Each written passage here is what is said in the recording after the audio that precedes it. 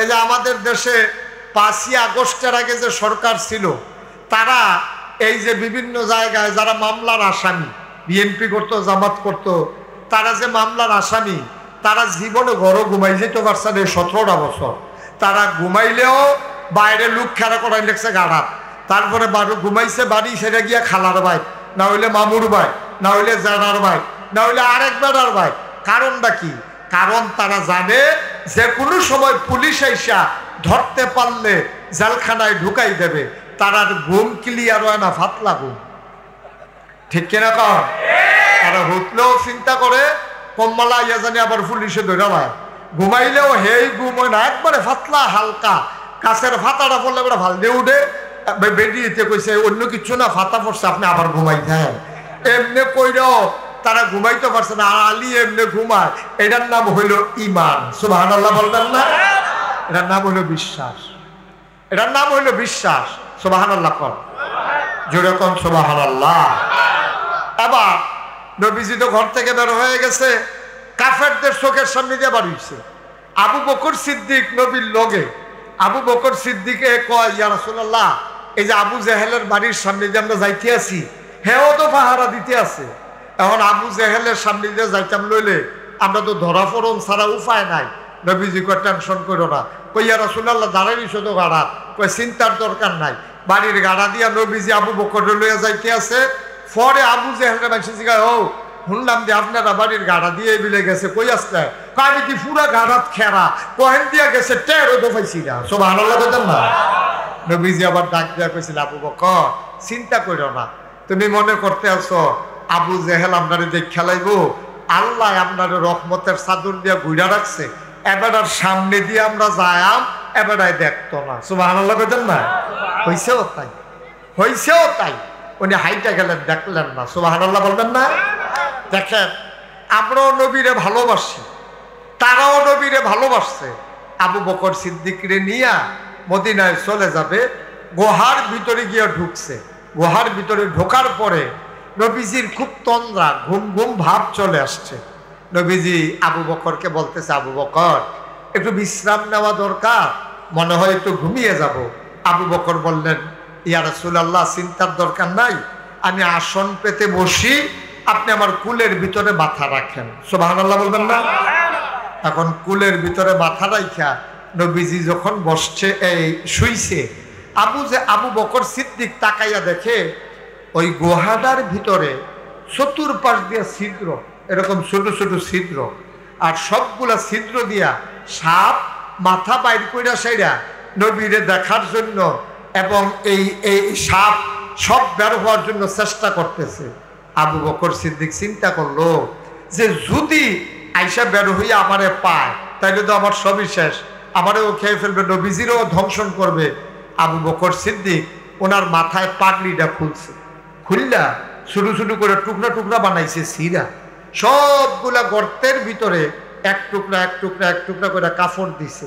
দেওয়ার পরে সব গর্ত বন্ধ হইছে, গর্ত বাকি রইছে একটা। কয়টা? কথা কইতেন না, উনি অহন তো কয় না, মরহুম মরহুম কথা কয়, কয়টা ছিদ্র বাহির হয়েছে? কয়টা?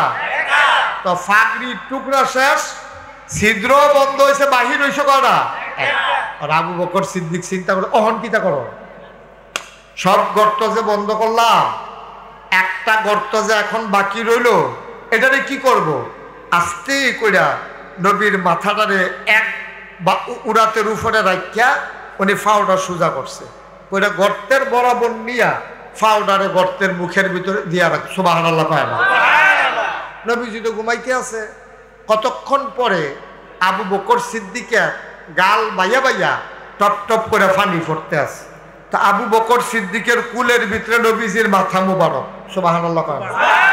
এখন চোখের পানিটা ফললে পড়তে আছে নবীর গালের উপরে। নবীজির গালের উপরে যখন কয়েক ফোঁটা পানি পড়ছে, নবীজির ঘুম ভেঙে গেছে। নবীজিটাকে, আলী, আবু বকর মন খারাপ না? বাড়ি থেকে চলে আসছো, কাউরে আনতে পারো নাই, ব্যবসা পরে আছে, খুব মন খারাপ? আবু বকর সিদ্দিক চোখের পানি ছেড়ে দিলেন। সুবহানাল্লাহ বলবেন না? সমুদ্রের কিনারে গিয়া আমার দিকে শুধু খেয়াল থাকেন, বাচ্চাটা শুধু আমার দিকে তাকাই থাকো, তাইলে মনোযোগ এদিকে থাকবে। দাউদ আলাইহিস সালাম যখন সমুদ্রের কিনারে গিয়া বসে বসে জাবুর তেলাওয়াত করতেন, তার এত সুন্দর কণ্ঠ ছিল, সমুদ্রের মাছেরা এই সমুদ্রের কিনারে আইসা ঘাড় ফালাইয়া ওনার তেলাওয়াত শুনত। এই দাউদ নবীর এত সুন্দর তেলাওয়াত ছিল। ওনার আরেকটা ক্ষমতা ছিল, উনি লোহাকে পানি করে ফেলতে পারতেন। ওই জমানায় লোহার ব্যবহার ছিল বেশি।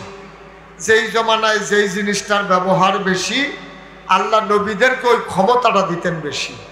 তো দাউদ আলাইহিস সালাম উনি কি করতেন, আপনার ওই জমানায় এই লোহা দিয়া মানুষ জুতা বানাইতো, লোহা দিয়া মানুষ টুপি বানাইতো, বাসন পেয়ালা বানাইতো, ঘর দরজা। আপনি একটু আমার দিকে শুধু তাকাইতেন, আর কথা বললেন না, 3বার 4বার আপনি ডাক দিলাম। তো এই লোহা দিয়া দাও বানাইতো, কুঠার বানাইতো, কোদাল বানাইতো, জুতা বানাইতো, প্লেট বানাইতো, বল বানাইতো। তারা বানাইতো লোহা দিয়া, লোহাকে পুড়াইয়া। আর দাউদ নবীকে আল্লাহ এমন ক্ষমতা দিছে যে দাউদ নবী 1 কেজি বাটকারা না, খেয়াল করেন সবাই, এই যে এই লোক, ওই যে ফায়ার এসে কই, এদিকে তাকান, এদিকে 1 কেজি বাটকারাটা হাতে লইয়া দাউদ নবী যদি এমনি বিসমিল্লাহ করে মুঠ করতো, সবাই দেখতো আঙ্গুলের সিফা দিয়া পানি পড়ে, হাত খুইলা দেখতো লোহার বাটকারাটা পানি হয়ে গেছে। এইরকম ক্ষমতা আল্লাহ দাউদ নবীকে দিয়েছেন। তো যারা অসহায় গরিব মানুষ, তারা গিয়া বলতো, দাউদ নবী আম্মা পাঠাইছে এই লোহার টুকরাটা দিয়া আপনাকে দাও বানাই দিতে, দেখি এদিকে দাও। তুমি বিসমিল্লাহ বলে এভাবে টান দিতেন, লোহা লম্বা হয়ে যেত। তুমি বিসমিল্লাহ বলে এভাবে বাঁকা করতেন, লোহা বাঁকা হয়ে যেত। তিনি বাচ্চাদেরকে বলতেন, এই নাও তোমাদের দাও হয়ে গেছে, আসাল লাগাইয়া বাড়িতে গিয়া কুবাও গিয়া। সুবহানাল্লাহ বলেন না? এইভাবে ওনার এত ক্ষমতা ছিল।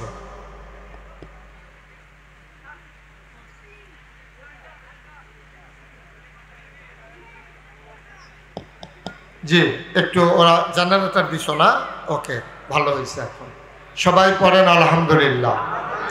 তো এইভাবে এই লোহার ব্যবহার ছিল দাউদ নবীর। সুলাইমান নবীর ছিল বিরাট বড় রাজত্ব।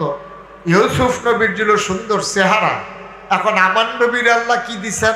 সুবহানাল্লাহ বলবেন না? সবাই মিলে একমত হয়ে গেছে, সাহাবিন, তাবিন, তাবে তাবিন, উম্মাহাতুল মুমিনিন, আইম্মে মুজতাহিদিন, আইম্মে শরীয়ত, আইম্মে তরিকত, সালফে সালিকিন, উলামায়ে মুতাকাদ্দিমিন মুতাআখিরিন, ইমাম সাহেবান, পীর মাশায়েখ, মুফাসসিরিনে কেরাম, মুহাদ্দিসিনে আযম, সবাই মিলে কয় 1,24,000 বলো আর 2,24,000 বলো, সবাই মিলে যা আমার নবীজি একা ইতা। সবাই মিলে যা পাইছে আমার নবীজি একাই তা পাইছে। সুবহানাল্লাহ বলবেন না? এই নবীজি এই যখন মক্কায় তিনি দ্বীনের দাওয়াত দিলেন 13 বছর। কয় বছর? কথা বলেন সবাই, কয় বছর?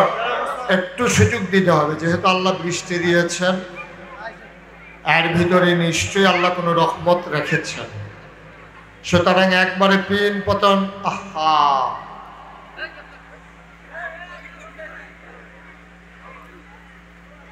একটু চুপ করে কয়েকটা কথা বলার সুযোগ দেন। থাক থাক, বসে গেছে, বসে থাক, একটা শব্দ কেউ করেন না। আপনারা যারা কথা বলা বন্ধ করাবেন, তো নিজেই যদি কথা কন তো কথা বন্ধ করাবেন কেমনে?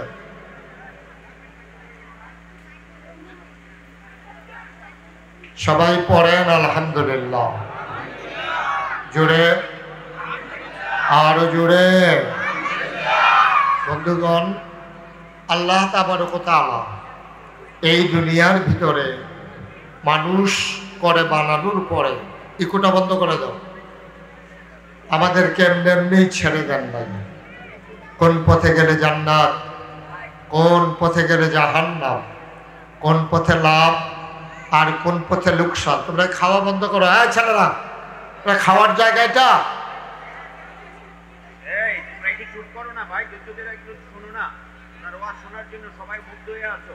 কথা বললে তুমি কথা বলতে পারবে না, প্লিজ কেউ আওয়াজ করবেন না প্লিজ। জি, একটু সুযোগ দেন।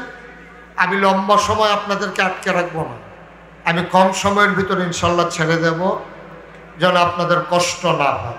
সবাই পড়েন আলহামদুলিল্লাহ।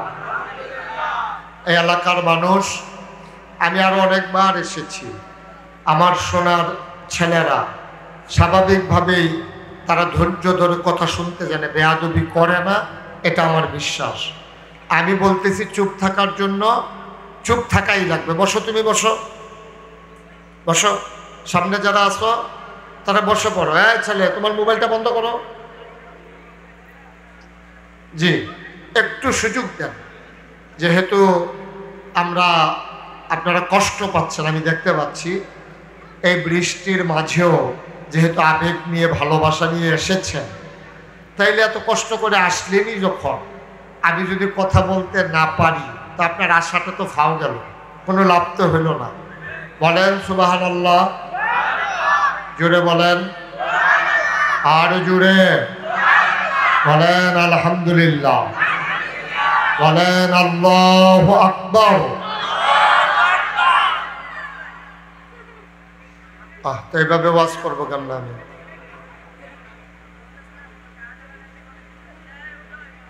সেটা আগে খেয়াল করো নাই তোমরা?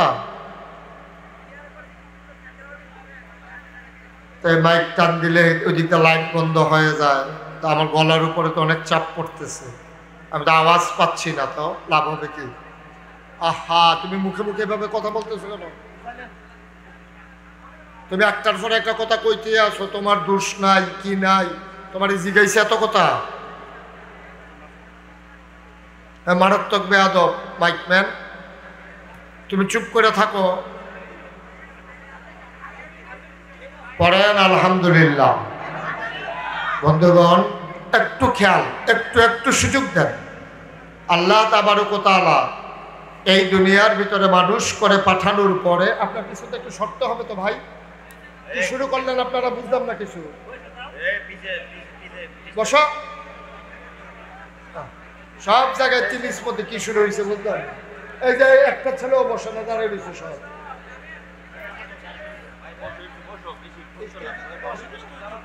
পরিবেশ না দিলে কথা বলা যাবে এটা? এরপরেও বসে না ছেলেটা।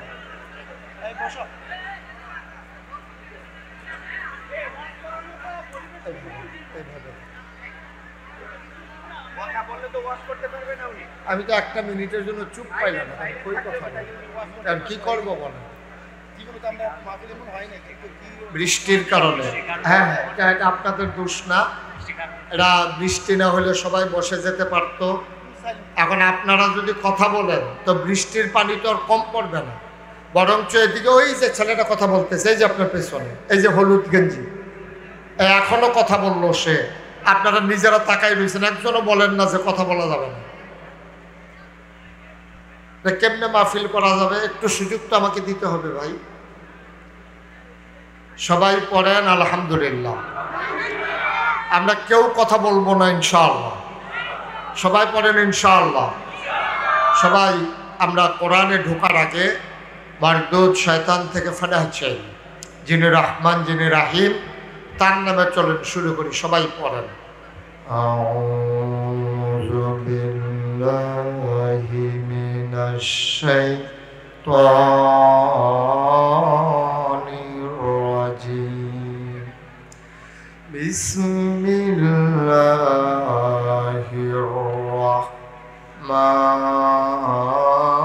রাহমানির রাহিম। সবাই পড়েন আলহামদুলিল্লাহ। মারদুদ শয়তান থেকে ফানাহ চাই, যিনি রহমান যিনি রাহিম, তার নামে চলেন শুরু করি।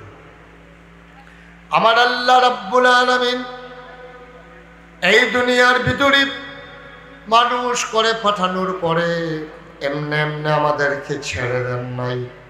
কোন পথে গেলে জান্নাত, কোন পথে গেলে জাহান্নাম, কোন পথে গেলে লাভ আর কোন পথে গেলে লোকসান, কোন পথে ভালো কোন পথে মন্দ, কোন পথে কল্যাণ কোন পথে অকল্যাণ, কোন পথে শিরক বিদআত, কোন পথে তাওহীদ রিসালাত, কোন পথে কুফর আর কোন পথে ইসলাম জানানোর জন্য আমার আল্লাহ যুগে যুগে মানুষদের মাঝ থেকে যাচাই করে বাছাই করে করুণা করে দয়া করে মায়া করে একদল উত্তম চরিত্রের মানুষ যাদের জীবনে গুনাহ নাই, গুনাহ হওয়ার সম্ভাবনাও নাই, এমন একদল মানুষকে আমার আল্লাহ আমাদের জন্য নবী এবং রাসূল করে পাঠাইছেন।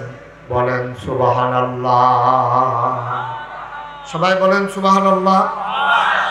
মঞ্চে যারা আছেন তারা থাকলেও তো একটা ওয়াজ চলে, এত লোকের দরকার নেই। যারা যেখানে যেটা বলতে বলি আস্তে বলবেন না, জুড়ে কয়েকজন না সবাই মিলে আমরা একটু প্র্যাকটিস করি। হ্যাঁ, সবাই করি সুবহানাল্লাহ, আলহামদুলিল্লাহ, আল্লাহু আকবার। সবাই পড়েন আমিন। তো আমরা কোন পথে গেলে জান্নাত, কোন পথে গেলে জাহান্নাম, আল্লাহ তাবারক ওয়া তাআলা আমাদের জন্য দুজন বসো, আমাদের জন্য আল্লাহ নবী এবং রাসূল পাঠাইছেন।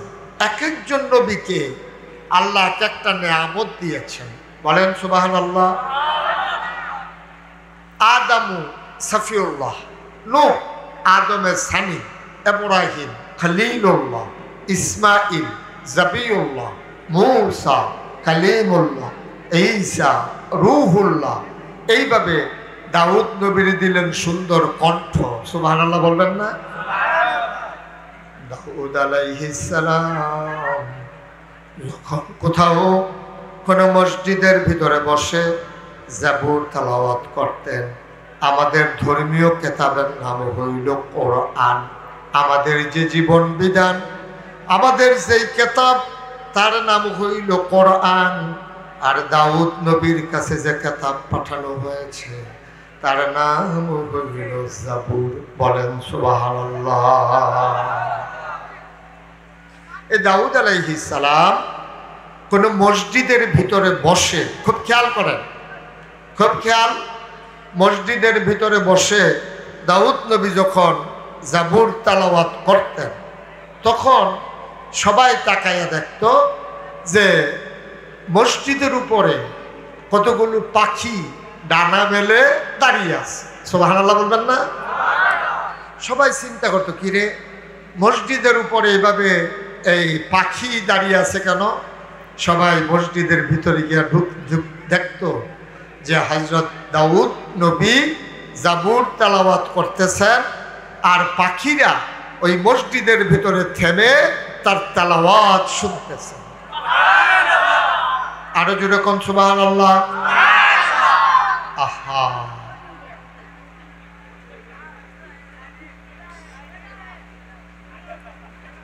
জি, এইভাবে দাউদ নবী যখন সমুদ্রের কিনারে গিয়া, খুব খেয়াল, সমুদ্রের কিনারে গিয়া, আমার দিকে শুধু খেয়াল থাকেন, এ বাচ্চাটা শুধু আমার দিকে তাকাই থাকো, তাইলে মনোযোগ এদিকে থাকবে। দাউদ আলাইহিস সালাম যখন সমুদ্রের কিনারে গিয়া বসে বসে জাবুর তেলাওয়াত করতেন, তার এত সুন্দর কণ্ঠ ছিল, সমুদ্রের মাছেরা এই সমুদ্রের কিনারে আইসা ঘাড় ফালাইয়া ওনার তেলাওয়াত শুনত। এই দাউদ নবীর এত সুন্দর তেলাওয়াত ছিল। ওনার আরেকটা ক্ষমতা ছিল, উনি লোহাকে পানি করে ফেলতে পারতেন। ওই জমানায় লোহার ব্যবহার ছিল বেশি। যেই জমানায় যেই জিনিসটার ব্যবহার বেশি, আল্লাহ নবীদেরকে ওই ক্ষমতাটা দিতেন বেশি।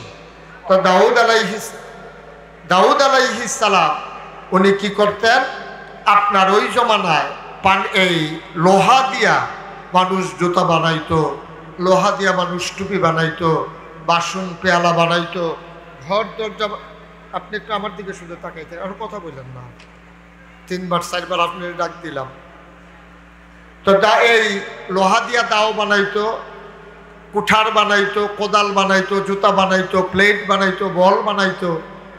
তারা বানাইতো লোহা দিয়া, লোহাকে পুড়াইয়া। আর দাউদ নবীকে আল্লাহ এমন ক্ষমতা দিছে যে দাউদ নবী 1 কেজি বাটকারা না, খেয়াল করেন সবাই, এই যে এই লোক ওই যে এদিকে তাকান, এদিকে 1 কেজি বাটকারাটা আত লইয়া দাউদ নবী যদি এমনি বিসমিল্লাহ করে মুঠ করত, সবাই দেখতো আঙ্গুলের সিফা দিয়া পানি পড়ে, হাত খুইলা দেখতো লোহার বাটকারাটা পানি হয়ে গেছে। এইরকম ক্ষমতা আল্লাহ দাউদ নবীকে দিয়েছেন। তো যারা অসহায় গরিব মানুষ তারা গিয়া বলতো, দাউদ নবী আম্মা পাঠাইছে এই লোহার টুকরাটা দিয়া আপনাকে দাও বানাই দিতে, দেখিয়ে দিকে দাও। তুমি বিসমিল্লাহ বলে এভাবে টান দিতেন, লোহা লম্বা হয়ে যেত। তুমি বিসমিল্লাহ বলে এভাবে বাঁকা করতেন, লোহা বাঁকা হয়ে যেত। তিনি বাচ্চাদেরকে বলতেন, এই নাও তোমাদের দাও হয়ে গেছে, আসাল লাগাইয়া বাড়িতে গিয়া কুবাও গিয়া। সুবহানাল্লাহ বলেন না? এইভাবে ওনার এত ক্ষমতা ছিল।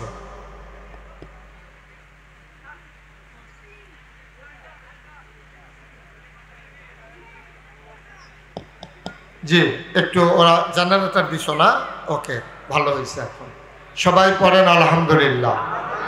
তো এইভাবে এই লোহার ব্যবহার ছিল দাউদ নবীর। সুলাইমান নবীর ছিল বিরাট বড় রাজত্ব, ইউসুফ নবীর ছিল সুন্দর চেহারা। এখন আমার নবীর আল্লাহ কি দিছেন? সুবহানাল্লাহ বলবেন না?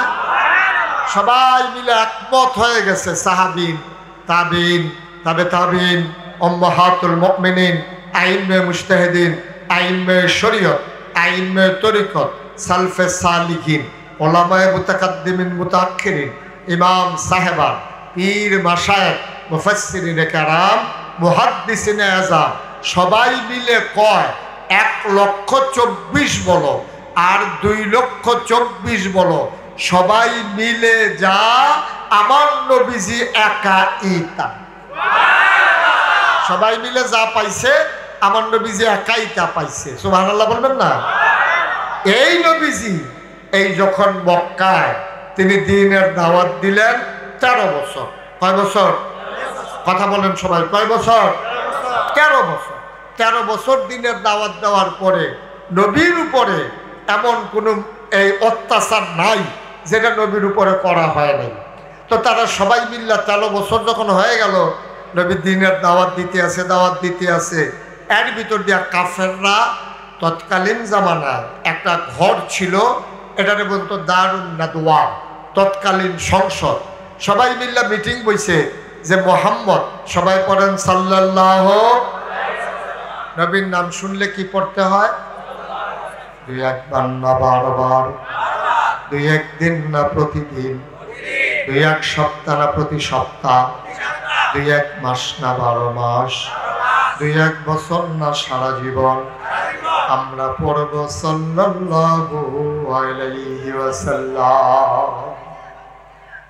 আল্লাহর নবী দ্বীনের দাওয়াত দিতেছেন, মানুষগুলো নবীর বিরোধিতা করে, নবীরে টিটকারি মারে, মস্কারা করে, পাগল কয়, জিনে ধরছে কয়।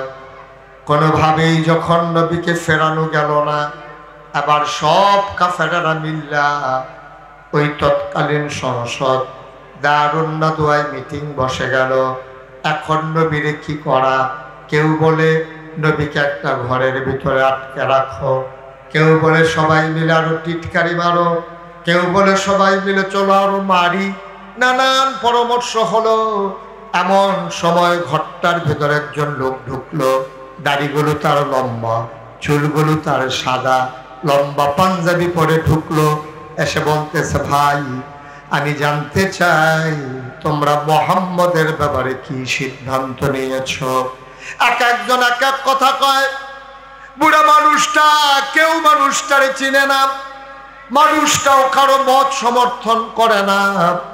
এবার আবু জেহেল দাঁড়ায় কয়, চলো আমরা সবাই মিলে মুহাম্মদকে হত্যা করে ফেলি। বুড়া মানুষটা কয়, এইটাই ভালো সিদ্ধান্ত।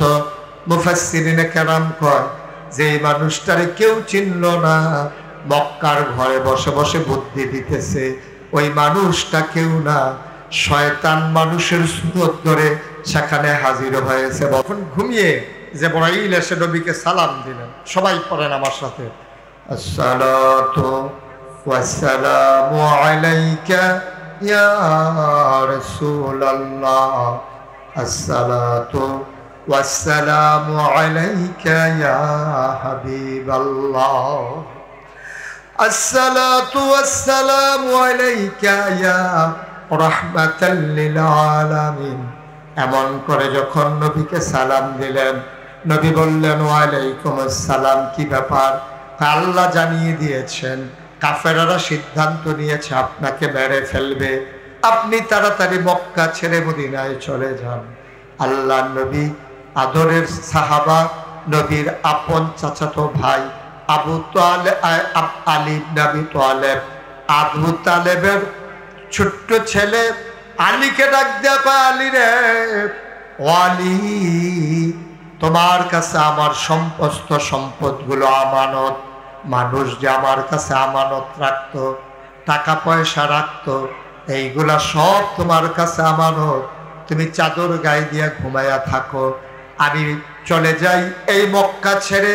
কাফেররা যদি এসে ডেকে বল, তোমাকে জিজ্ঞেস করে, তুমি বলবা আমি জানি না আল্লাহর নবী কোথায় চলে গেছে। বলেন সুবহানাল্লাহ। তুমি বলে দিও যে আমি জানি না কোথায় চলে গেছে। চিন্তা করে দেখেন, কাফেররা সিদ্ধান্ত নিছে নবীকে মেরে ফেলবে। এখন আয়েশা যে নবীরে ঘরে তালাশ করবে, এটা তো স্বাভাবিক। এখন এইরকম জানার পরেও আলী রাদিয়াল্লাহু তাআলা আনহু শুয়ে আছেন। তো ওনার তো একটা চিন্তার কথা, আমারে যেমনি রাইখা যাইতে আছে, তো কাফেররা পাইলে তো আমারে ধরে মারবে, আমারে তো আর ছাড়বে না। তবে নবী যাওয়ার সময় একটা কইতে কইছে, আলী তুমি বিশ্বাস রাখো, কিছুদিনের ভিতরেই তোমার সাথে আমার আবার দেখা হবে। সুবহানাল্লাহ বলবেন না, যে কয়েকদিনের ভিতরে তোমার সাথে আবার আমার দেখা হয়ে যাবে। আলী রাদিয়াল্লাহু তাআলা এমন ঘুম দিলেন, ওনারে ডাইকা তারপরে ঘরের ভিতরে কাফেরেরা ঢুকছে। তো মানুষজন সাহাবারা পরে জিজ্ঞাসা, আলী আপনি যে ঘরের ভিতরে ঘুমাইলেন, আপনি তো জানেন কাফেররা আইয়া নবীজিরে না পাইলে আইয়া আপনারে মাইর শুরু করবে, এটা তো আপনি জানেন। তো জানার পরে তো নিশ্চিন্তে কেমনে ঘুমাইলেন? আলী চোখের পানি ছেড়ে দিয়ে কয়, ভাই আমি কি আর এমনি ঘুমাইছি? আমি মনে মনে এটা সিদ্ধান্ত ছিল, নবী যেহেতু বলছে আবার ওনার সাথে দেখা হবে, ওনার সাথে দেখা হওয়ার আগে আমারে যে কেউ মারতে পারবে না, এই বিশ্বাস আমার ছিল। সুবহানাল্লাহ বলবেন না, এটা আমার বিশ্বাস ছিল।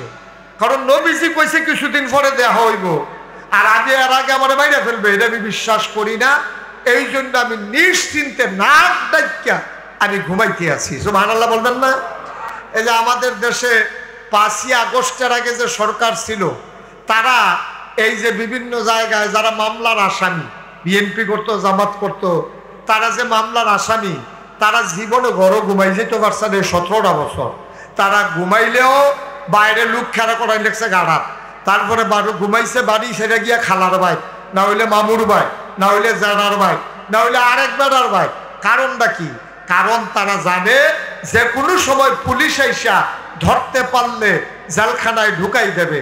তারা ঘুম ক্লিয়ার হয় না, ফাতলা ঘুম। ঠিক কিনা কর? তারা হুতলেও চিন্তা করে কম্মালা ইয়া জানি আবার পুলিশে ধরে পায়।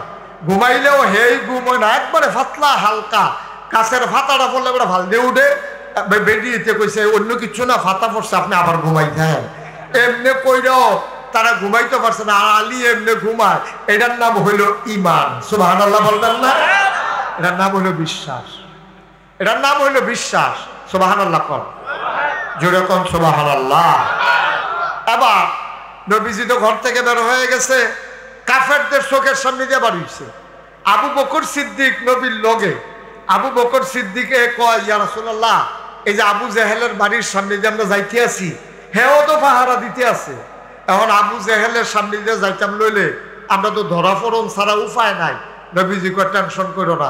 কই, ইয়া রাসূলুল্লাহ, দাঁড়াইনি শুধু গাড়া। কই, চিন্তার দরকার নাই। বাড়ির গাড়া দিয়া নবীজি আবু বকর লইয়া যাইতে আছে। পরে আবু জেহেলের মানুষ জিগায়, ও শুনলাম যে আপনারা বাড়ির গাড়া দিয়ে বিলে গেছে, কই আসলে? আমি কি পুরা গাড়াত খেরা কহেন দিয়া গেছে, টেরও তো পাইছি না। সুবহানাল্লাহ বলেন না। নবীজি আবার ডাক দিয়া কইছিল, আবু বকর চিন্তা করো না, তুমি মনে করতে আছো আবু জেহেল আপনারে যে খেলাইবো, আল্লাহ আপনার রহমতের চাদর দিয়া ঘুরা রাখছে, এবার সামনে দিয়ে আমরা যাইম, এবারাই দেখতো না। সুবহানাল্লাহ বলেন না। হইছেও তাই, হইছেও তাই। উনি হাইটা গেলেন, দেখলেন না। সুবহানাল্লাহ বলবেন না? দেখেন, আমরাও নবীরে ভালোবাসি, তারাও নবীরে ভালোবাসছে। আবু বকর সিদ্দিকরে নিয়া মদিনায় চলে যাবে, গুহার ভিতরে গিয়ে ঢুকছে। গুহার ভিতরে ঢোকার পরে নবীজির খুব তন্দ্রা, ঘুম ঘুম ভাব চলে আসছে।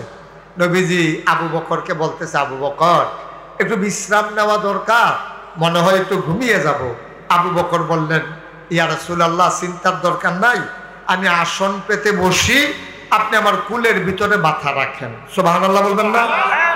এখন কুলের ভিতরে মাথা রাখা নবীজি যখন বসছে, এই শুইছে, আবু বকর সিদ্দিক তাকাইয়া দেখে ওই গুহাটার ভিতরে চতুর্পাশ দিয়া ছিদ্র, এরকম ছোট ছোট ছিদ্র, আর সবগুলা ছিদ্র দিয়া সাপ মাথা বাইর কইরা সাইরা নবীরে দেখার জন্য এবং এই সাপ সব বের হওয়ার জন্য চেষ্টা করতেছে। আবু বকর সিদ্দিক চিন্তা করলো যে যদি আইসা বের হইয়া আমারে পায় তাইলে তো আমার সবই শেষ, আমারেও খেয়ে ফেলবে, নবীজিরও ধ্বংসন করবে। আবু বকর সিদ্দিক ওনার মাথায় পাগড়িটা খুলছে, খুললা ছোট ছোট করে টুকরা টুকরা বানাইছে সিরা, সবগুলা গর্তের ভিতরে এক টুকরা এক টুকরা এক টুকরা করে কাপড় দিছে। দেওয়ার পরে সব গর্ত বন্ধ হইছে, গর্ত বাকি রইছে একটা। কয়টা? কথা কইতেন না, উনি অহনদ কয় না, মরহুম মরহুম কথা কয়, কয়টা ছিদ্র বাহির হয়েছে? কয়টা? তো ফাগড়ির টুকরা শেষ, ছিদ্র বন্ধ হয়েছে, বাহির হয়েছে কয়টা? আর আবু বকর সিদ্দিক চিন্তা করে, অহন কিতা করো, সব গর্ত যে বন্ধ করলাম, একটা গর্ত যে এখন বাকি রইল, এটারে কি করব? আস্তে কইরা নবীর মাথাটারে এক বা উড়াতের উপরে রাখিয়া উনি ফাউডার সোজা করছে, ওইটা গর্তের বরাবর নিয়া ফাউডারে গর্তের মুখের ভিতরে দিয়া রাখ। সুবহানাল্লাহ পায় না? নবীজি তো ঘুমাইতে আছে। কতক্ষণ পরে আবু বকর সিদ্দিকের গাল বাইয়া বাইয়া টপ টপ করে পানি পড়তে আছে। তা আবু বকর সিদ্দিকের কুলের ভিতরে নবীজির মাথা মুবারক। সুবহানাল্লাহ পায় না? এখন চোখের পানিটা ফললে ফরতে আছে নবীর গালের উপরে। নবীজির গালের উপরে যখন কয়েক ফোঁটা পানি পড়ছে, নবীজির ঘুম ভেঙে গেছে। নবীজিটাকে, আলী, আবু বকর মন খারাপ না? বাড়ি থেকে চলে আসছ, কাউরে আনতে পারো নাই, ব্যবসা পরে আছে, খুব মন খারাপ? আবু বকর সিদ্দিক চোখের পানি ছেড়ে দিলেন। সুবহানাল্লাহ বলবেন না? আমি আজ মহাবিশ্বের মহাবিশ্বয় মহাগ্রন্থ আল কোরআন আল কারীমের একটি চমৎকার সূরা এর প্রাথমিক অংশ তেলাওয়াত করেছি। এই সেই সূরা, যেই সূরা আল্লাহ পাক তার ক্ষমতার, তার শক্তির বর্ণনা আল্লাহ পাক এই সূরার মধ্যে দিয়েছেন। এবং এটি এমন একটি সূরা, যেই সূরাটি আপনার আমার জন্যে কবরে সাথী হবে। সূরাটি আপনাকে সুপারিশ করে আল্লাহর জান্নাত পর্যন্ত পৌঁছায় দেবে। কোন আল্লাহু আকবার। সূরাটির নাম হলো সূরাতুল মুলক। বিশ্বনবী বললেন, عن أبي هريرة رضي الله عنه قال قال رسول الله صلى الله عليه وسلم إن سورة من القرآن 30 آية شفعت لرجل حتى غفر له وهي سورة تبارك الذي بيده الملك। বিশ্বনবী বললেন, কোরআনে 30 আয়াত বিশিষ্ট একটা সূরা আছে।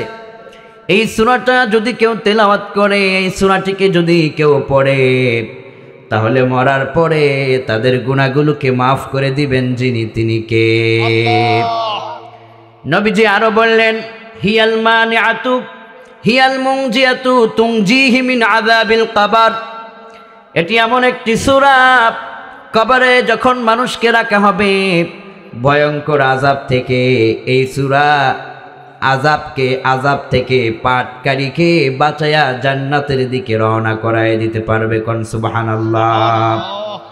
আবার মুসলিমের বর্ণনায় বিশ্বনবী কয়, عن أبي أمامة رضي الله عنه قال قال رسول الله صلى الله عليه وسلم اقرأوا القرآن فإنه يأتي يوم القيامة شفيعا لأصحابه কোরআনে কারীম তোমরা পড়ো সূরাতুল মুলক তোমরা পড়ো সময় পেলে সূরা ইয়াসিন পড়ো সময় পেলে আয়াতুল কুরসি পড়ো সময় পেলে সূরাতুত তাকাসুর পড়ো সময় পেলে সূরাতুল ওয়াকিয়া পড়ো সময় পেলে সূরাতুর রহমান পড়ো সময় পেলে কোরআন থেকে যতটুকুন পারো পড়তে থাকো যারা নবীজি বললেন আল্লাহর কোরআন তিলাওয়াত যারা করে সময় পেলেই তারা যেদিন মরে যাবে হাসরের ময়দানে দাঁড়িয়ে যাবে লক্ষ লক্ষ মানুষের মাঝে মানুষ যখন পানি পানি বলে চিৎকার মারবে মা যখন সন্তানকে ভুলে যাবে স্ত্রী যখন তার স্বামীকে ফেলে দৌড় আরম্ভ করবে ভাই যখন বোনের পরিচয় দিবে না এভাবে করে যখন মানুষ একাক হয়ে যাবে নবীজি বললেন ফাইন্নাহু ইয়াতি ইয়াউমাল কিয়ামাহ শাফিআন লিআসহাবিহি এই কোরআন তখন পাঠকারীকে সুপারিশ করে আল্লাহর জান্নাতে ঢুকায় দিতে পারবে কোন সুবহানাল্লাহ এজন্য কোরআন পড়ব তো ইনশাআল্লাহ বলেন ইনশাআল্লাহ যে সূরাটির নাম হচ্ছে সূরাতুল মুলক কি নাম সূরাতুল মুলক মুলক মুলক মানে হচ্ছে রাজত্ব মুলক মানে হচ্ছে ক্ষমতা ক্ষমতা যার একমাত্র তিনি কে আল্লাহ কার ক্ষমতা সকল ক্ষমতা আল্লাহ রাশিয়ার মস্কোর ইউনাইটেড স্টেট অফ আমেরিকা বিনা আজকে পুড়ছে যদি ক্ষমতা থাকতো তাদেরকে কেউ পুরাতে পারতো না কোন ঠিক কি না ঠিক দিল্লির ক্ষমতা ক্ষমতা কার আল্লাহ আল্লাহ রাব্বুল আলামিন বলেন তাবারাকাল্লাযী বিয়াদিহিল মুলক ওয়া হুয়া আলা কুল্লি শাইইন কাদির বরকতময় সেই মহান সত্তা যার হাতে ক্ষমতা আর সকল বিষয়ে একমাত্র ক্ষমতাবান যিনি তিনি কে আল্লাহ সকল ক্ষমতার উৎসকে আল্লাহ সংবিধানে লেখা আছে সকল ক্ষমতার উৎস জনগণ নাউজুবিল্লাহ বলবেন না যে সংবিধান বলে সকল ক্ষমতার উৎস জনগণ ওই সংবিধানকে লাথি মারো আমার সংবিধান হবে কোরআন ইসলামের বিরুদ্ধে যেই সংবিধান প্রণীত হয়েছে আগামীর বাংলাদেশে এই মানব রচিত সংবিধানকে তুচ্ছ করে আল্লাহর কোরআনকে আমরা সংবিধান বানাবো ইনশাআল্লাহ ক্ষমতার উৎস জনগণ নয় আমার আল্লাহ পাক ক্ষমতার একমাত্র মালিক ঠিক কি না আল্লাহ রাব্বুল আলামিন বলেন তাবারাকাল্লাযী বিয়াদিহিল মুলকু ওয়া হুয়া আলা কুল্লি শাইইন কাদির সব ক্ষমতার একমাত্র উৎস তোমার রব যার হাতে ক্ষমতা আল সকল বিষয় তিনি সর্বশক্তিমান আল্লাহ কয় আমি কেন শক্তিমান পরের অংশে তোমাদেরকে জানাই দিচ্ছি আল্লাহু আকবার পরের অংশে আল্লাহ কয় আল্লাযী খালাকাল মাউতা ওয়াল হায়াতা লিয়াবলুয়াকুম আইয়ুকুম আহসানু আমালা ওয়া হুয়াল আজিজুল গফুর আল্লাহ বললেন ক্ষমতা একমাত্র আমার এই কারণে কেননা আমি তোমাদেরকে বানিয়েছি সৃষ্টি করেছি তোমাদের জীবন মৃত্যুর একমাত্র মালিক যিনি তিনি কে গোটা দুনিয়াকে চ্যালেঞ্জ করেন মানুষের মতো রূপ বানাতে পেরেছে রোবট বানাতে পেরেছে কিন্তু আজও পর্যন্ত রূহ কেউ বানাতে পারে নাই কোন ঠিক কিনা আল্লাহু আকবার আল্লাহ বললেন আমি আল্লাহ তোমাদের হায়াতের মালিক আমি আল্লাহ তোমাদের মওত দিয়া আবার তোমাদেরকে পরকালের জীবনে নিয়ে যাই সুতরাং এই দুনিয়ার জীবনটা আল্লাহ বললেন দুনিয়ার জীবনটা হলো একটা পরীক্ষার জায়গা এখান থেকে প্রস্তুতি নিতে হবে পরকালের জন্যে কে কার থেকে ভালো নেকের কাজ করে এই দুনিয়াটাই হলো পরীক্ষার একমাত্র কেন্দ্র আল্লাহু আকবার How much have you taken preparation for hereafter? তোমাকে এখান থেকে প্রস্তুতি নিতে হবে পরকালের দুনিয়ার এই রং তামাশা একদিন ফুরিয়ে যাবে, আলো একদিন নিভে যাবে, দু চোখ দিয়ে তুমি একদিন দেখবে না, পরকালের চিত্র তোমার সামনে তুলে ধরা হবে।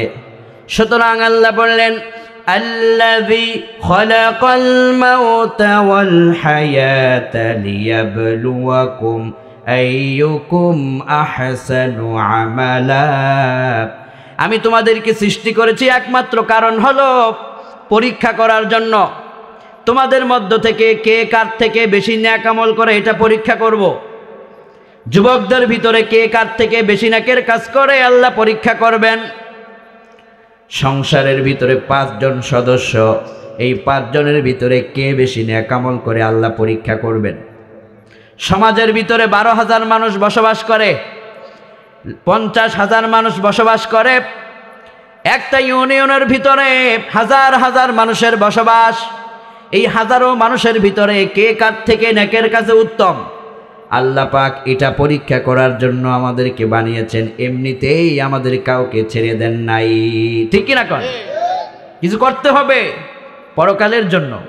এজন্য আল্লাহ বললেন, শোনো, ওয়াসারিউ ইলা মাগফিরাতিম মির রাব্বিকুম ওয়া জান্নাতিন আরদুহাস সামাওয়াতু ওয়াল আরদ উইদ্দাত লিল মুত্তাকিন। ও দুনিয়ার মানুষেরা, ক্ষমতার জন্য প্রতিযোগিতা করো না। আল্লাহ বলছেন, লিয়াবলুয়াকুম আইয়ুকুম আহসানু আমালা, নেক আমলের পথে প্রতিযোগিতা করো। আল্লাহ বললেন, 2টা জিনিসের প্রতিযোগিতা তোমরা বেশি করো। 1, রবের পক্ষ থেকে ক্ষমা পাওয়ার প্রতিযোগিতা। 2 নম্বরে আল্লাহর জান্নাত পাওয়ার জন্য প্রতিযোগিতা করো। এই 2 প্রতিযোগিতা করে যারা সফল কাম হয় তারা জান্নাতের প্রতিযোগিতা করো। এমন জান্নাত, যেই জান্নাতের জমিন থেকে মহাকাশ পর্যন্ত যত বিশালতা, জান্নাতের বিশালতা তার চাইতেও আরো বেশি। কোন সুবহানাল্লাহ। এই বিশাল জান্নাতের প্রতিযোগিতা করো। তোমাকে এমনিতে আল্লাহ পাক ছেড়ে দেননি, তোমার দাম আছে। তোমার 1 সেকেন্ড, মিনিট, এর ঘন্টা, এর সপ্তাহ, এর দিন, এর মাস, এর বছর দাম আছে তোমার। তোমাকে এমনিতে আল্লাহ পাঠান নাই। আল্লাহ বললেন, শোনো, আফাহাসিবতুম আন্নামা খালাকনাকুম আবাসা ওয়া আন্নাকুম ইলাইনা লা তুরজাউন। দুনিয়ার মানুষ কি মনে করেছে তাকে সৃষ্টি করার পরে এমনিতেই ছেড়ে দেওয়া হবে, রবের সামনে সে ফিরে যাবে না? এমনটা কি কেউ মনে করেছে নাকি? না না, আল্লাহ বললেন, একদিন তোমাকে মৃত্যু দেব। ক্ষমতা কার? আল্লাহর। আল্লাহ বললেন, কাইফা তাকফুরুনা বিল্লাহি ওয়া কুনতুম আমওয়াতা ফাআহইয়াকুম সুম্মা ইউমীতুকুম সুম্মা ইউহয়িকুম সুম্মা ইলাইহি তুরজাউন। ও দুনিয়ার মানুষেরা, মায়ের পেটের ভিতরে এক সময় তোমার কোনো অস্তিত্ব ছিল না, বিন্দু না পাক পানি তুমি ছিলে, এরপরে জমাট রক্ত, আস্তে আস্তে করে ফাকাসাউনাল ইযামা লাহমা, তোমার দেহ আমি বানালাম, এরপরে তোমার আমি পৃথিবীতে পাঠালাম। সৃষ্টি করার পরে আবার তোমাকে মৃত্যু দেওয়া হবে, আবার তোমাকে জিন্দা করা হবে। জিন্দা করার পরে আবার তোমাদের সকলকে রবের সামনে তোমাদেরকে তুলে ধরা হবে। দুনিয়ার 1 সেকেন্ড সময় থেকে শুরু করে এর ঘন্টা, এর দিন, এর প্রত্যেকটা সপ্তাহ, প্রতিটা মাস, প্রতিটা বছর, জীবনের প্রতিটা মুহূর্ত রবের দরবারে হিসাব দিতে হবে। আল্লাহ বললেন, বান্দারে শোনো, এমনিতেই তোমাকে ছেড়ে দেওয়ার জন্যে আমি আল্লাহ বানাই নাই। মা খলাকতুল জিন্না ওয়াল ইনসা ইল্লা লিয়াবুদুন। ইবাদতের জন্যই তোমাদেরকে বানানো হয়েছে। আমরা যদি বলি, আল্লাহ আমরা তোমার ইবাদত কেন করব? আল্লাহ বললেন, ইয়া আইয়ুহান নাসু উবুদু রাব্বাকুমুল্লাযী খালাকাকুম ওয়াল্লাযীনা মিন ক্বাবলিকুম لعلكم تتقون ও দুনিয়ার মানুষেরা উবুদু রাব্বাকুম আমরা ইবাদত করব যার তিনি কে আপনারা এত আস্তে বলতেছেন মনে হচ্ছে খুব ক্লান্ত হয়ে পড়েছেন ইবাদত করব যার তিনি কে আল্লাহর। কার জন্য সেজদা দিব আল্লাহর। আল্লাহ কয় উবুদু রাব্বাকুম worship your Lord to make partnership with Allah is great sin আমার ইবাদত করবা কিন্তু শিরিক করবা না মাজারে গিয়া সেজদা করবা না পীরের সামনে সেজদা করবা না অমুক বাবার দরবারে গিয়া বলবা না ইয়া খাজা বাবা মেরে মতলব কে পুরা কর দেয়া খাজা বাবা তোমার মতলব পুরা করতে পারে না কোনো বাবা তোমার মতলব পুরা করতে পারে না তোমার জীবনের সকল আশা পূরণ করতে পারেন যিনি তিনি কে উবুদু রাব্বাকুম তোমার রবের গোলামি করো এরপরে আল্লাহ বললেন শোনো আল্লাযী খালাকাকুম ওয়াল্লাযীনা মিন ক্বাবলিকুম লাআল্লাকুম তাত্তাকুন আমার ইবাদত যারাই করবে তাদের প্রত্যেককে আমি আল্লাহ তাকওয়ার সাগরে কবুল করে নিব এরা সবাই হবে আল্লাহর ওলি আল্লাহু আকবার ইবাদত করলে ওলি হতে পারবে ইবাদত ছাড়া ওলি হওয়া যাবে না। কিন্তু আমাদের কিছু ভাইরা যে বলে মনের নামাজ বড় নামাজ বাস্তবে নামাজ লাগে না সেজদা দেওয়া লাগে না এরকম ভণ্ড আছে না নাই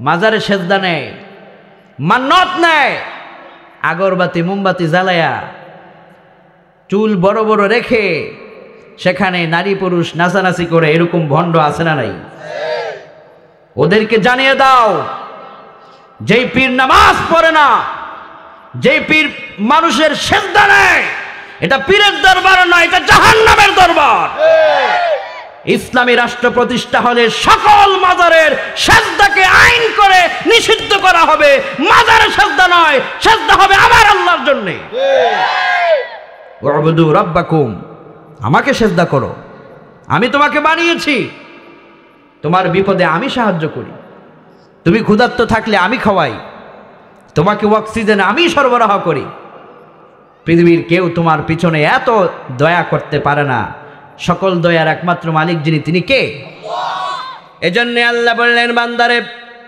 তাবারাকাল্লাযী বিয়াদিহিল মুলকু ওয়া হুয়া আলা কুল্লি শাইইন কাদির সব ক্ষমতার একমাত্র মালিক আমি আল্লাহ সুতরাং আমাকে ক্ষমতাবান মানব আর তোমাদেরকে সৃষ্টি করা হয়েছে শুধু রবের গোলামির জন্যে এই দুনিয়ার ভিতরে কে কার থেকে ভালো কাজে উত্তম সেটি আল্লাহ পাক পরীক্ষার জন্য তোমাদেরকে বানিয়েছেন এজন্য আল্লাহ বললেন শোনো এই দুনিয়ার জীবন শুধুমাত্র তোমাদেরকে রং তামাশা করে জীবন চালিয়ে দেওয়ার জন্য বানানো হয় নাই তোমাদেরকে সৃষ্টি করা হয়েছে রবের সামনে মাথা নত করার জন্যে আমরা রবের সামনে মাথা নত করব যখন আসমান থেকে রহম নাজিল হয়ে যাবে তখন কোন সুবহানাল্লাহ আমার আল্লাহ কত বড় আমার আল্লাহর পাওয়ার কত বড় বর্তমান পৃথিবীতে আধুনিক বিজ্ঞান আমার আল্লাহর শক্তি পাওয়ার নিয়ে গবেষণা করেছে কোন আল্লাহু আকবার পৃথিবীতে বর্তমান দুনিয়ার বিজ্ঞানীরা কিছু নাস্তিক বিজ্ঞানীরা বলতো দেয়ার ইজ নো গড আল্লাহ বলতে কিছু নাই কিন্তু কদিন আগে তারা পৃথিবীর বৃহৎ একটি পাহাড় নিয়ে গবেষণা করেছে এই পাহাড় নিয়ে গবেষণা করে তারা বলছেন there is no God except Allah who created man from an embryo right and your Lord is the most beneficent তারা পাহাড়কে গবেষণা করে বলছে এই পাহাড়ের প্রান্তে যেখানেই আমরা তাকাই সেখানেই আমরা সৃষ্টিকর্তা আল্লাহকে দেখতে পাই কোন আল্লাহু আকবার এই পাহাড়টি রয়েছে চীন দেশে চীনের জাংহাই সিটিতে এই পাহাড়টি অবস্থিত এই পাহাড়টির কালার হচ্ছে একসাথে পাহাড়ের কালার 7টি বিশাল মাউন্ট বিগ মাউন্ট সমুদ্র পৃষ্ঠ থেকে এই পাহাড়ের উচ্চতা 16,000 ফিট এই 16,000 ফিট এত বিশাল পাহাড় পাহাড়ের কালারই 7টা পাহাড়ের দিকে তাকালে মনে হবে ইয়ার থেকে প্লেন থেকে যদি কেউ পাহাড়ের উপরে যায় 50,000 ফিট উপর থেকে যদি কোনো যন্ত্র দিয়ে পাহাড়ের দিকে তাকানো হয় তাহলে দেখা যাবে পৃথিবীর বুকে যেন এই একটি গোলাপ ফুল আল্লাহ পাক বানিয়ে রেখেছেন জান্নাতে গোলাপ। কোন আল্লাহু আকবার। নানান রঙের এই পাহাড়, আজকের পৃথিবীর বিজ্ঞানীরা 7 কালারের এই পাহাড়টিকে গবেষণা করে আল্লাহর সন্ধান পেয়েছে। আল্লাহু আকবার কোন। বিজ্ঞানী ফ্রাঙ্ক প্রেস, ইন্টারন্যাশনাল সায়েন্টিস্ট, তিনি এই পাহাড় নিয়ে গবেষণা করেছেন। ফ্রাঙ্ক প্রেস তিনি লিখেছেন তার আর্টিকেলে যে আমি জীবনে বহু পাহাড় গবেষণা করেছি, কিন্তু এই পাহাড়, চীনের এই 7 কালারের পাহাড় আমাকে ভাবতে শিখিয়েছে, রবকে শিখাতে সাহায্য করেছে। উনি লিখেছেন যে এই পাহাড়টি শুধুমাত্র পাহাড় নয়, বরং আল্লাহ যে পৃথিবীতে আছে তার বরত্বের, শ্রেষ্ঠত্বের প্রমাণ। কোন আল্লাহু আকবার। আল্লাহ আসমান থেকে কয়, রে দুনিয়ার মানুষেরা, যখনই তোমাকে শয়তান ধোঁকা দেয়, মনে করবা তোমার রব বড় না, ওই সময় পাহাড়ের দিকে তাকাবা, তখন তোমার ঈমান বেড়ে যাবে যে পাহাড় যে আল্লাহ এত বড় বানাতে পারে, না জানি সে আল্লাহ কত বড়। আল্লাহু আকবার। আল্লাহ কয়, ওয়াজআলনা ফিল আরদি রাওয়াসিয়া আন তামিদা বিহিম ওয়াজআলনা ফিহা ফিজাজান লাআল্লাহুম ইয়াহতাদুন। ও দুনিয়ার মানুষেরা, আমি আল্লাহ জমিনের উপরে সুদৃঢ় পাহাড়কে আমি আল্লাহ পাক নিজে বানিয়েছি। আল্লাহু আকবার। আমরা বললাম পাহাড়গুলো কেন বানিয়েছেন? আল্লাহ কয়, তোমাদের যে এই যে বিশাল মাহফিলের প্যান্ডেল বানালা, এই প্যান্ডেলের ভিতরে খুঁটি আছে না নাই? খুঁটির কাজ হলো প্যান্ডেলকে দাঁড় করায় রাখবে, বাতাস আসলে যেন প্যান্ডেল হেলে দুলে পড়ে না যায়। এই যে ক্যামেরা দাঁড় করানো, ক্যামেরার ভিতরে পিলার গেড়ে রাখার জন্য, দাঁড়িয়ে রাখার জন্য আছে না নাই? এবার যদি একজন ক্যামেরাম্যান ক্যামেরাটা এভাবে রেখে চলে যায়, ক্যামেরা কি থাকবে নাকি ভেঙে যাবে? বিজ্ঞান কয় এই পাহাড় তোমার রবকে চিনিয়ে দেয়। তোমার বাড়ি, তোমার ফাউন্ডেশন, তোমার যে বাড়ি করো, বিল্ডিং করো, দালান করো, এই দালানের পিলার আছে না নাই? পিলার আছে।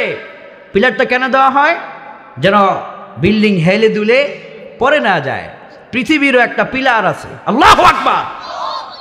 পৃথিবীটা যেন হেলে দুলে পড়ে না যায়, এই দুনিয়াবাসীরা যেন সুখে থাকতে পারে, শান্তিতে থাকতে পারে।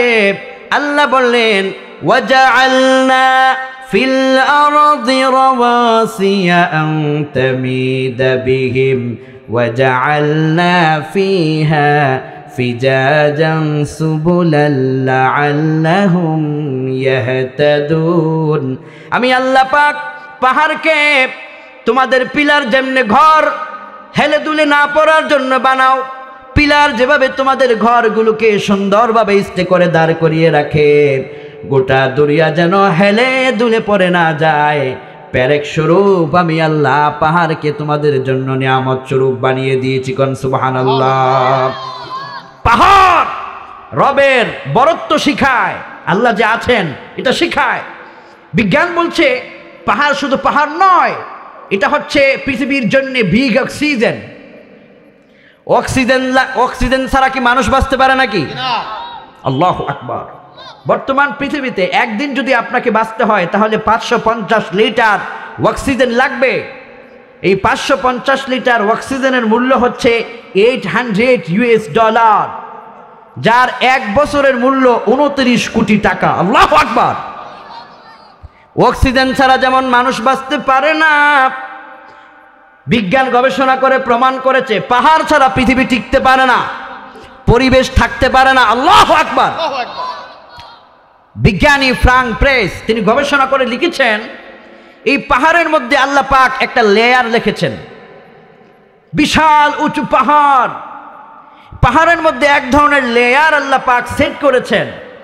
সূর্য থেকে যখন সূর্যের সরাসরি আলোটা পাহাড়ে পড়ে, তখন এই আলোতে পৃথিবীবাসীর জন্য সূর্যের অতি বেগুনি রশ্মিটা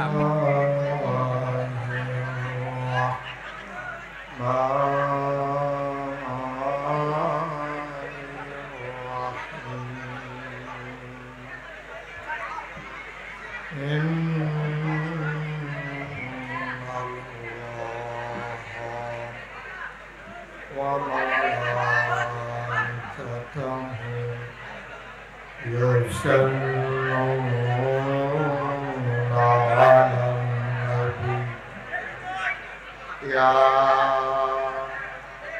أيها الذين آمنوا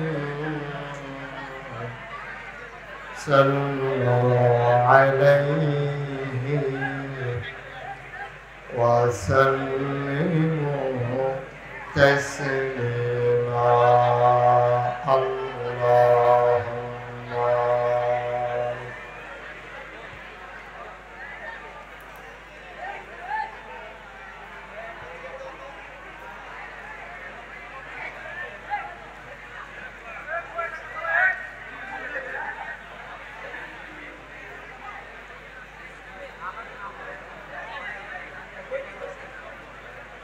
জোরে সুরে মহব্বতের সাথে গলা ছেড়ে দিয়ে বলুন আল্লাহুম্মা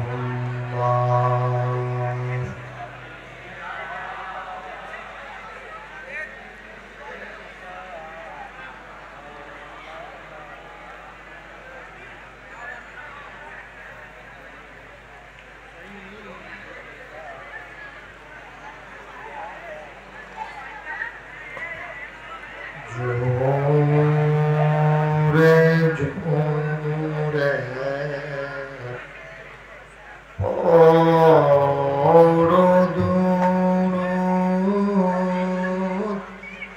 জবান বন্ধ রেখো না জোরে জোরে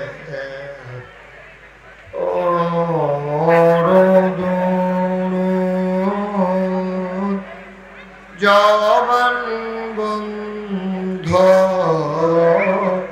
রেখো না এই দুরুদার নেক আমলি এই দুরুদার নেক আমলি জান্নাত তোমার ঠিকানা আল্লাহুম্মা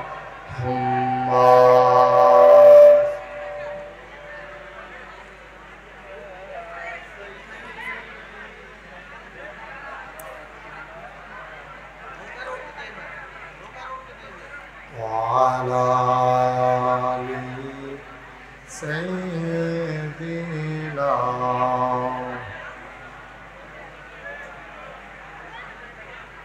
যেখানে থাকো যেভাবেই থাকো নবীজির দুরূদ ছেড়ো না যেখানেই থাকো যেভাবেই থাকো নবীজির দুরূদ ছেড়ো না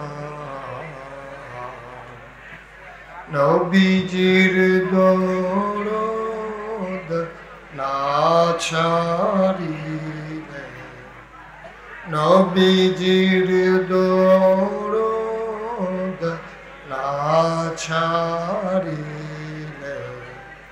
নবীজি তোমায় ছাড়বে না আল্লাহুম্মা হাত পাখা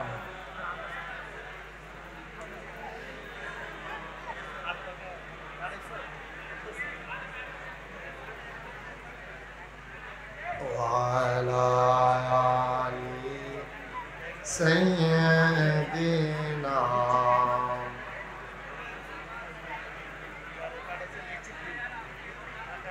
وعلى آل سيدنا مولانا بلغ العلا بكمال كشف الدجى بجماله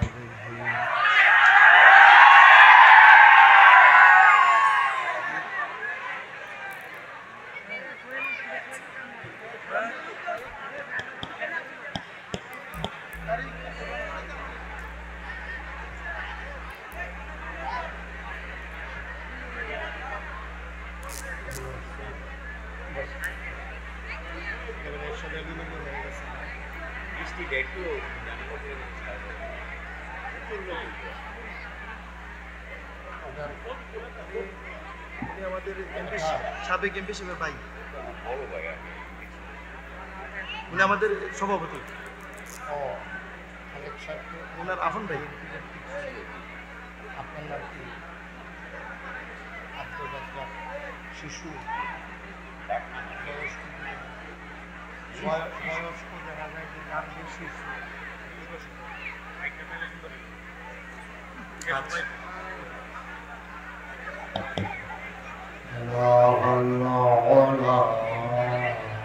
كماله كشف الدجى بجماله حسنت جميع خصاله صلوا عليه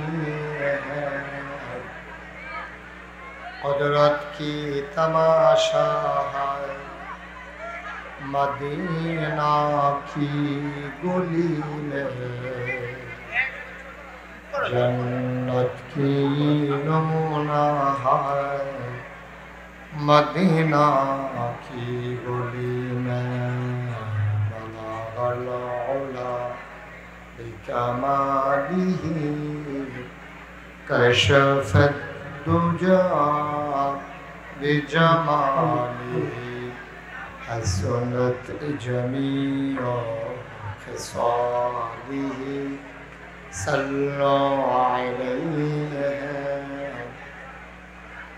سلموا يا قوم بل صلوا على صدر العامل مصطفى ما جاء إلا رحمة اللهم صل وسلم وبارك عليه لا إله إلا الله لا إله إلا الله لا إله إلا الله لا إله إلا الله لا إله إلا الله لا إله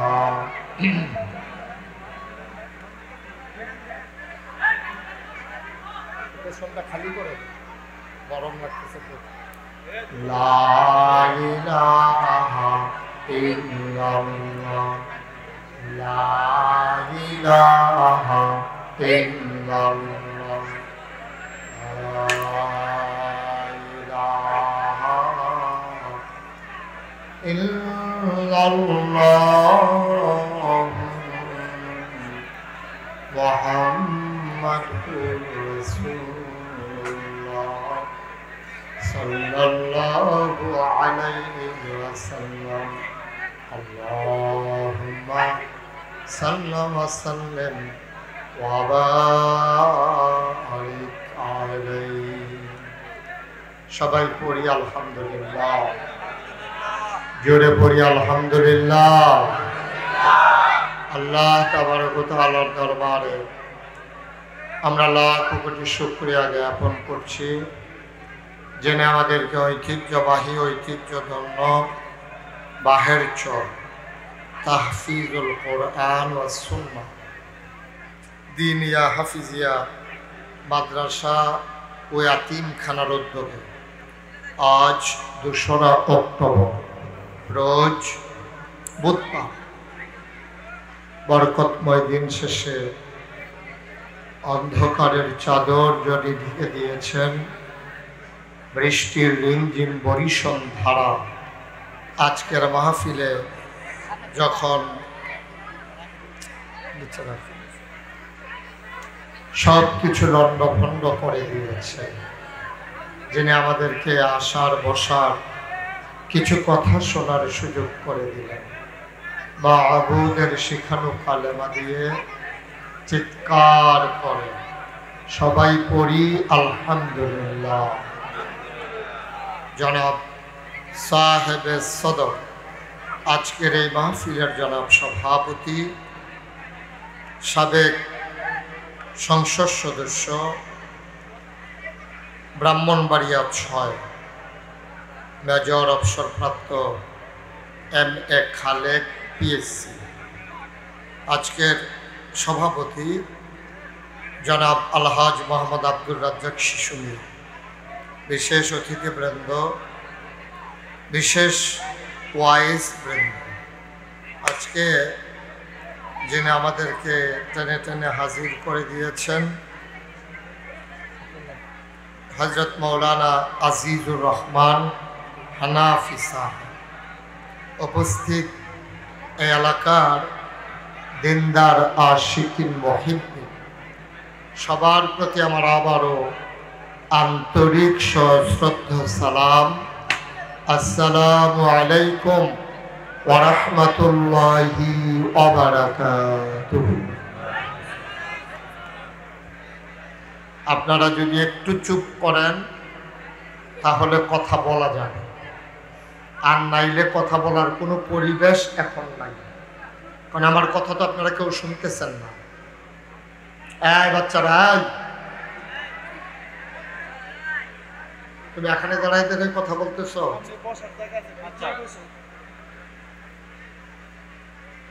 একটু সুযোগ করে দিলে বৃষ্টির মাঝেও আমি চেষ্টা করব কয়েকটি কথা বলার জন্য, কিন্তু আমাকে যদি সুযোগ করে না দেন, ছেলে মোবাইল বন্ধ করো, যারা মোবাইল ধরে রাখছেন মোবাইল বন্ধ করো।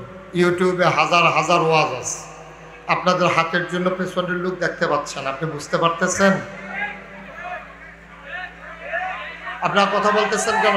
ছেলেরা, কি হইল এটা? তোমরা এইভাবে প্রতিটা কথা এইভাবে চিৎকার করতেছো কেন? আমি বুঝলাম না কিছু।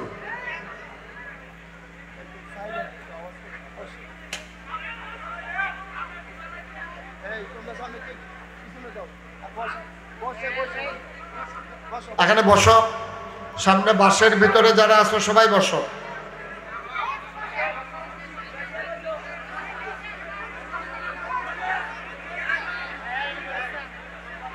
কথা বললেন না কেউ, তো পানি পড়লে কথা বললে কি পানি পড়া বন্ধ হয়ে যাবে?